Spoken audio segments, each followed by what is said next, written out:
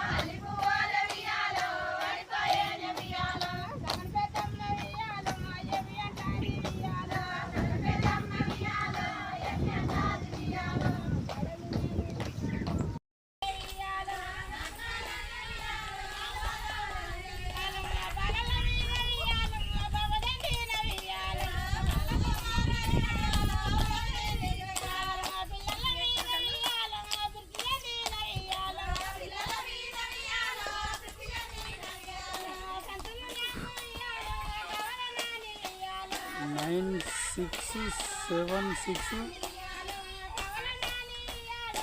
4 3 8 2 4 5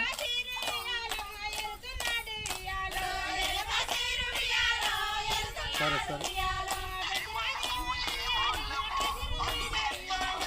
ఇది దేని గురించి ఆడుతురు? ఆన గురించి ఆన కొరకు తపస్సు పడుతున్నాం మేము. మాకు ఈ ముత్తపేట గ్రామము ఎక్కడ చూసినా ఎల్లుల్ర పెట్టు ఏ సంఘంలో ఇత్తనాలు వేసినాం, మొలకలన్నీ నిండిపోతున్నాయని బతుకమ్మ ఆడుకుంటున్నాం. అట్లనన్న దేవునికి కనకరం పుడుతుందో ఏమో అని కష్టపడి ఇవన్నీ చేసి ఆడుకుంటున్నాం. మరి ఈగనన్న దేవుడు కిందికి దిగి మంచిగా పంటలు వండేటట్టు, మంచిగా మొలకలు మొలిచేటట్టు, మంచిగా వర్షాలు కొట్టాలి, మేము అందరం సంతోషంగా ఉండాలి. అందుకనే మేము బతుకమ్మ ఆట ఆడుతున్నాం.